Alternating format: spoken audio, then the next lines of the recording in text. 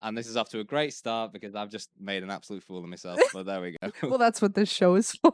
When the camera's on, it's all a big bit of fun on the Big Red Shutter Club. On the Big Red Shutter Club. I'll do. So, hello and welcome back to the Red Shutter Club. I am here today with Callum Carty. Thank you very much. Thank you for having me. How you doing, Callum? I'm grand. How are you doing? Grand. So I saw you play at Monday Club just the other day, Mm-hmm. and I went nuts because I don't think I've seen someone do what you do on stage. I've seen people try and fail, but it's just She said forebodingly. Yeah, well. That's foreshadowing an event. But you have like I don't even know how to describe what it is that you do. Is there a name for it? I'm just doing the guitar. If I don't want to say guitar virtuoso, I'm trying to be modest. I try to be the best. I try to be the best guitarist I can be. And this is off to a great start because I've just made an absolute fool of myself. But there we go. Well, that's what this show is for. Thank you. Goodness. But yeah, it's really nuts. It's stuff that like I see that goes viral all the time on Instagram, but I rarely see people do it in person. Well, that's hopeful. It Hopefully that's a good sign. It's helpful for both of us, Yeah. isn't it? I'll give you that tenner afterwards. Thank you very much. My goodness. But yeah, so you are obviously you're a musician. You're also a music teacher. Mhm. So just tell us a bit about you, about your music, and just about what you do. Originally I fell in love like a 13-year-old shred wannabe. I fell in love with like the shreddy guitar and such, but like I love still to this day, I love Joe Satriani. I do have a soft spot for the Yngwie Malmsteen, Paul Gilbert. I do love music overall. I love getting into my songwriting, singer-songwriting. Your songwriting era. Yes, well, hopefully after this debut album comes through, I'm making a debut album, and that's instrumental music. Quite a wide palette, actually. It does have its fair share of guitar. I don't want to swear on the show, but like Oh no, guitar, you can. focused shred things. But I do enjoy like my world music, and I've been Mhm. getting into like this has been very, very inspired by like a lot of East Asian air-esque kind of sounds and Mhm. such, and but still inspired by, there is a bit of, for people who know like Joe Satriani and Yngwie Malmsteen, Mhm. there is a little bit of that. There's plenty of shred, more than enough notes in there. Yeah. But I do enjoy I just enjoy playing overall, as long as I'm not stacking shelves in Sports Direct again, I'm happy. Honestly, worst job I've ever had. So I'm teaching, I'm depping, I step in if you ever need a guitar player, give us a shout out, Mhm. nothing ventured, nothing gained.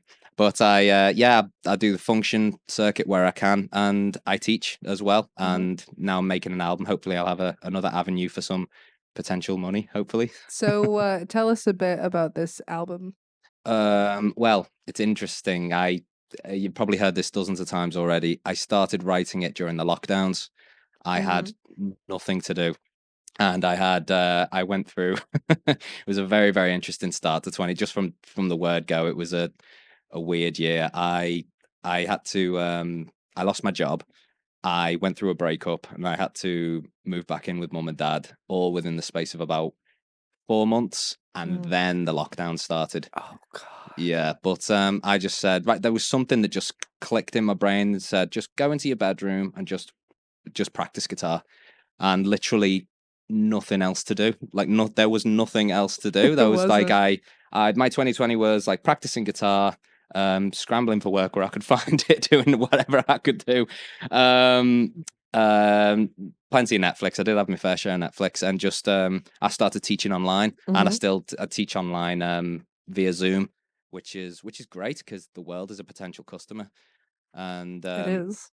I just started writing, and I just honestly just very, very I was just happy to be writing overall, because I've always been a bit not very confident. I don't know why, like songwriting in particular, I just wasn't that confident. But then it was happening slowly and slowly, just practicing any number of exercises from the vast amount of guitar magazines I have. But like even just an exercise, just practicing it, or like changing the pickups, playing around with the effects on your pedal board, or if you have like a DAW, just playing around with the plugins that come with it.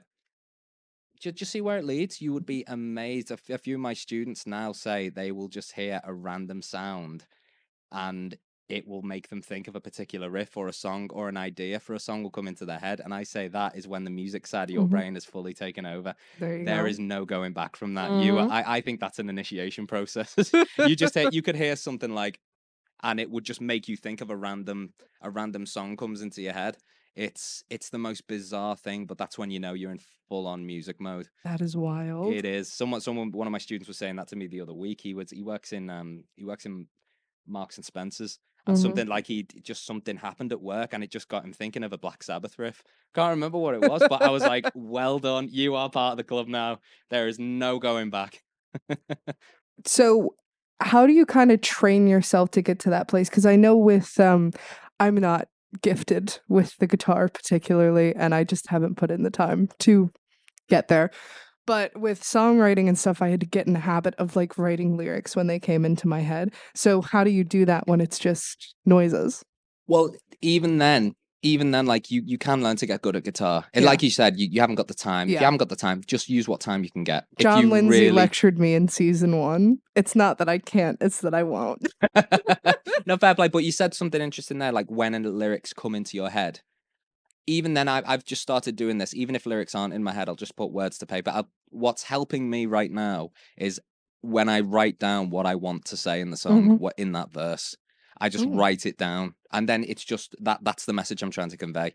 And then I just think of words that rhyme, and do they work? Can I phrase it in a particular in a particular way, in a particular verse? It's so far so good. I mean, you would be much better at teaching me songwriting. I could learn a lot more than I could from you. That's, I beg your pardon, than you could from me. In terms of like practicing guitar, I just was the lockdowns were horrible. I never want to go through another lockdown again in my life. Like, gun to my head, what was the best thing that happened for your guitar playing? It would be the lockdowns.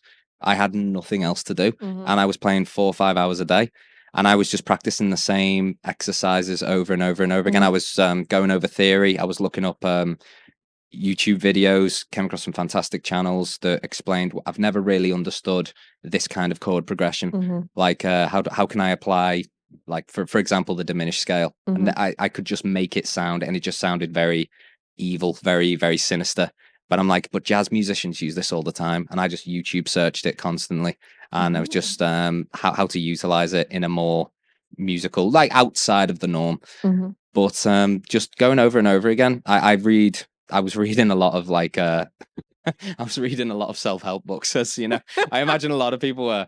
And he's a very much a Marmite character, but there's this one person who's really helping me. He would probably not like me because I'm not into. His name's David Goggins, and David Goggins is very much blunt. He's a retired Navy SEAL, and he does ultra marathons. He does ultra marathons and like ridiculously athletic guy.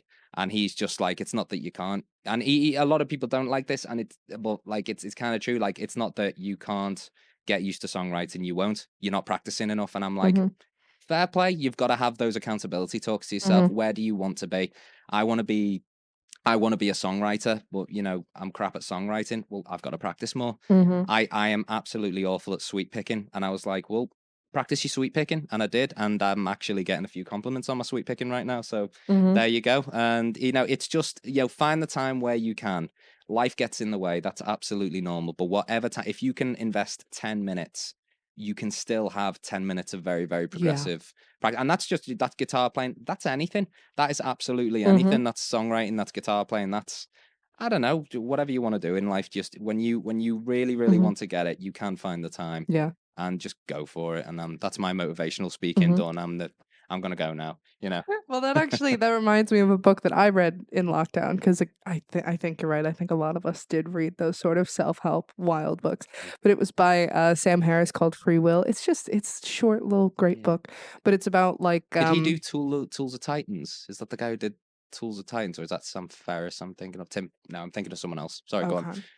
Ignore me. But it's like this idea of you can want to do something, but you have to want to do it. Yeah. So I want to be a better guitar player. Mhm. Like I want to. Yeah. But I don't want to. You know what I mean? Yeah. Yeah. Yeah. No, it's like well, again, I don't know why, like oddly enough, another retired Navy SEAL, same guy. I think he's in the same circles because they go on the motivation circuits. The what do they call them? Your business takes you away for those retreats that and they have this speaker comes in. We have Ant Middleton over here, and I'm not a fan of him. I don't really like Ant Middleton, but and he's a retired SAS man. So if I'm dead, you know what happened to me. But Jocko Willink says discipline equals freedom. Oh yeah. And it's very much it's the same ilk. If you want to get good, you get so good at for example, your songwriting. Can we write a song? And let's say you're working with someone who's good at writing the music side of it, and you're just left with the lyrics. If you're getting that good at songwriting, you can take care of it, and there you go. There's a song. There's a verse. We're against the clock. We've only got a few. We haven't got long to get this done. If you've been practicing at it continuously, just out of habit, you can get it done in that time. Well, that's like I remember some interview that I saw with something to do with the Beatles. It was like they got so good at every song they wrote was a hit, and they got so good at it that there was like just no fun in it anymore for them because they missed like the whole creative process because it was just like they just like spat it out and it was there. You can keep things interesting for yourself. That's what I like about making this album. It's very, very interesting. So I had this I might as well give it away. The album is called the Dojang, and I love anyone who's met me. I love martial arts, absolutely love. I just never stop talking about it. I love the Bruce Lee, the Jean-Claude Van Damme films. I love the MMA. I just love everything about martial arts. And I had this image in when I started writing. I just had this image. I love a good imagine like a very, very vague a temple in the mountains, like a mystical place in the mountains, and that was the head. Now this is purely instrumental music, but that helped me paint a picture. So I do this thing with my students when I'm teaching them, like if I'm teaching them songwriting, or like the effect music can have over a like even if you're watching the television, the effect music can have over a scene. I play this game with them called Set the Scene. So I will play a type of chord followed by another chord. I'll just play a progression, whatever it is. And I'll say, so you're watching the TV or you're in the cinema, you're watching a movie. What's this scene? And we play Set the Scene. And that helps them. And they start to get it when they say, I don't know. So I'll play something happy, like a little polka on a C major chord. And they'll think, oh, someone very pleasantly strolling into town. Do you know what I mean? I just encourage them. And I don't try to convince them it's this or that. I just let them flow. It's somewhat of a Rorschach test. Yeah. I love so much that you have said that, because as you were playing that, the most recent series that I have been watching, or rather rewatching, is the BBC Sherlock. Oh, nice one. And the scene that came to my mind is when Sherlock fakes his death. I was like, this is the music that's behind it. Oh, nice one. Well, Centric, if you can get me a gig with playing it on the Sherlock, that'd be absolutely amazing. We'll call up Benadryl Cul-de-sac, right? Yeah. Yeah, go for it. Whatever. I'm happy. Like, if I'm making money off it, that's fine. Oh my goodness. As long as I'm not back in Sports Direct, I tell you. As long as I'm not working in Sports Direct again, I'm absolutely fine. As long as I'm not a Grubhub driver again, that's mine. That's mine. Absolutely fine, yeah. Right now I work training AI bots, so I talk to robots all day, but that's better than Grubhub. Oh, wow. Make note. For all the musicians worried about them taking over songwriting, don't be. It's so bad. In the future war, when Arnold is trying to kill us, but I'm just like, we're not bothered. Let's just keep making the music. Can you write a riff? Can you write a riff? Absolutely, yeah. Do you want to talk about the company at all? Do you want to? Yeah. So, well, I got endorsed by Canonic Guitars last year. Victor just approached me. People are asking me now, how do you get an endorsement? And I wish I had more. I wish I had more advice. Unfortunately, they approached me. so I can't really how give anything. unfortunate. I know, but I love like I'd love to help people out. I love teaching, and I love just once I open my yap, I can't shut it. So it's another thing to talk about. I was because so how things interlink and how one thing's connected to, and you don't know where anything leads. I had the confidence to just sod it, let's just make an album, and I'm just going to practice and practice and practice. I was getting really, really good at some of these techniques, and I was uploading on my Instagram. I was uploading a load of these guitar licks, and they were doing quite well. And I was getting used to what hashtags were working, which ones were leading to more likes and such. And Victor from Canonicaine just messaged me and said he was just picking my brain, saying, "Yo, I love this. How are you doing that? What's your favorite type of guitar, blah blah," just small talk really. But then he said, "Okay, so yeah, we're a small independent guitar maker. Would you be interested in being endorsed by us?" And I've got 2 of their guitars. Jamie Clegg, a wonderful human being and fantastic musician, is taking me through setting them up, because they've got different setups, and he set this one up for me. And this is the Breed 37, and it's doing its job wonderfully. I'm getting used to them still. It's he doesn't mind if I like swap out, if I change anything about like maybe the pickups or anything, but I'm keeping it where it is, getting it used to, putting it through its fair share of exercises with the Dojang, as I've just seen. Yeah. It's interesting. It's once you get your foot in the door, it looks a little more impressive. I wish I had more advice. All I can say really is like, whatever you're doing, whatever you're uploading, just make sure it's as good as you can make it. Learn from your mistakes and just see what's working, what isn't. I wish I had better advice than that right now. That's come still back pretty to me. good advice. Come back to me in I don't know, 2-3 years. We'll have you back on. Oh, there you go. As long as I haven't been kicked out of the country yet. Yeah, that is really interesting. I think another thing I do want to talk about, because I know a lot of people in music, teaching is a way that you can make money and not go back to, what is it, Sports Direct? Yeah. Not go back to Sports Direct. So I know that I also kind of did that in lockdown. I started tutoring, not music, because again, I'm so bad at guitar. But I started tutoring, and I found a way to reach a small group of people where that was my job for a while. How do you do that within music, and how do you do that online? Again, I had a few students. I said before the lockdowns, I'd love to teach online, but I just didn't kick myself up the backside to do it. Then in the lockdowns, I didn't have a choice. You wanted so I to went, want to do it. Yeah, it was. So wouldn't that be nice? I didn't do anything. But I didn't have a choice. So I set myself teaching them online, set myself up teaching them online, and I just started promoting it online. I've got the furthest I've ever taught. I had one student in Dubai, which was really, really cool. I'd love more international students, because that's really, really cool. Currently it's Stockport. I have one guy, great lad, Rob. He's I teach him. He's based up in Stockport. To set up, honestly, like again, maybe look into like promote it online, like see which ones. What's helping me out is when I notice, I've been a guitar player since I was 12. So I read all the magazines, and you absorb the culture of what it is you're trying to promote. So how do guitar players talk? What's the culture behind guitar players? So what hashtags do you notice the most? You know your target audience. I'm getting a good impression. The past couple of months, I've really, really tried to focus in on this, and I think I'm getting a good impression. But then you look into like Instagram adverts or something.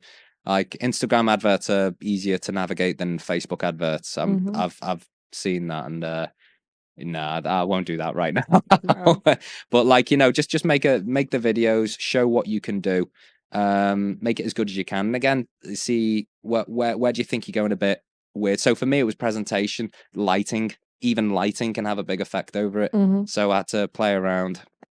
That's with why like we the lighting. awkwardly have a lamp right here, is because it makes makes it a little bit better with the lighting in post. No, it can have a big effect, but like little things like that. I'm still learning. I'm still learning, and by all means, if anyone is disgusted with this advice, there's my socials. Just message me with how to properly do it. I'll happily absorb it. It's It's one of them. I'm still learning, but I'm taking it all in. Also knowing the right people. So the producer of my album, Seth Bentos, he is again a brilliant musician, but he is just the nicest guy. He is the most approachable guy. He was impressed with when I was we've known each other for years, and he was going to record the album of a duo I was in, but then the duo broke up, and I said, I've got solo stuff, can we record that instead? And he was impressed. He put me in touch with the guy who runs the music school I now teach at.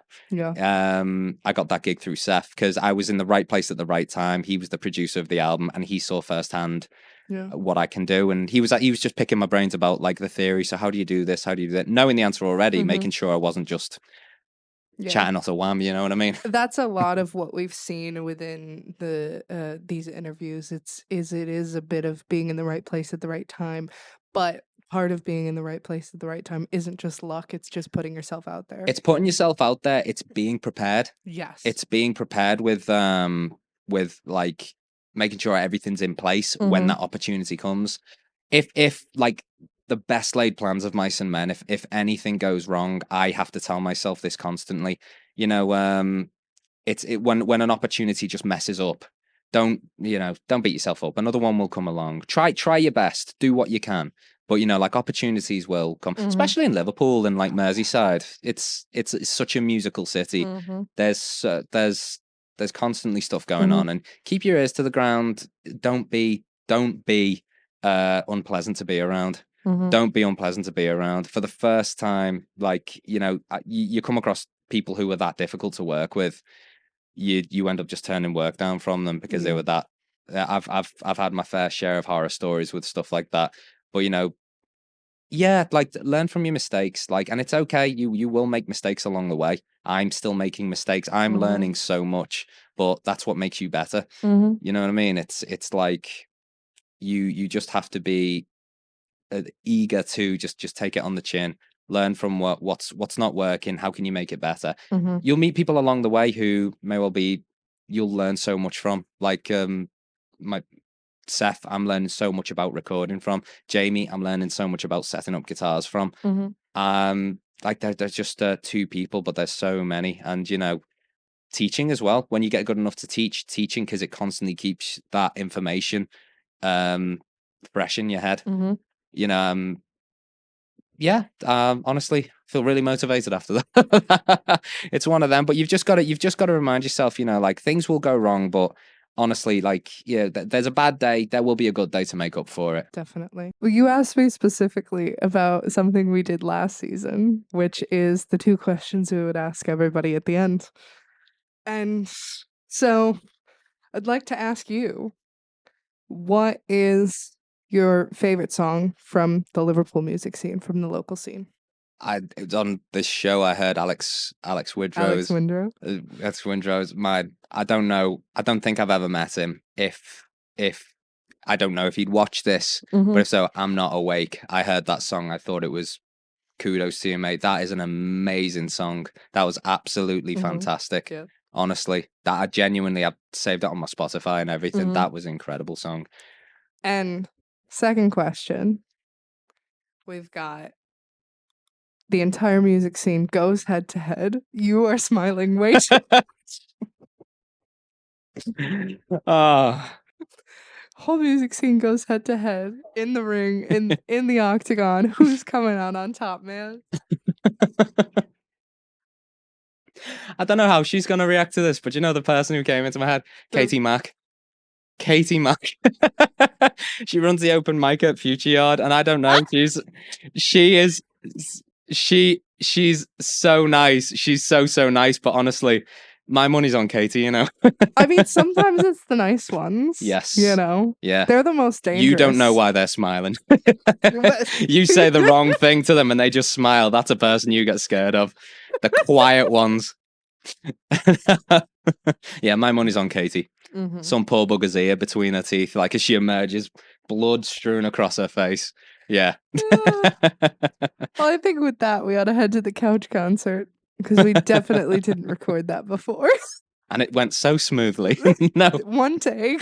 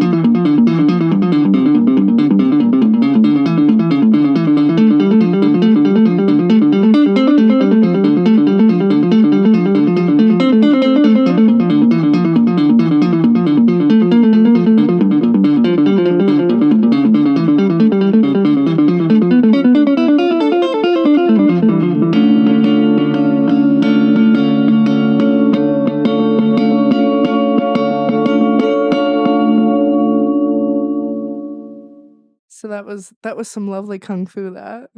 Thank you very much. My goodness. Is there anything you want to plug before we get going here? Well, that will be my debut single. I'm really, really banking on it coming out May time. I'm hoping to make it come out in May. So yeah, happy to be here. Lovely. Thank you very much. Thank you for coming, and thank you for tuning in.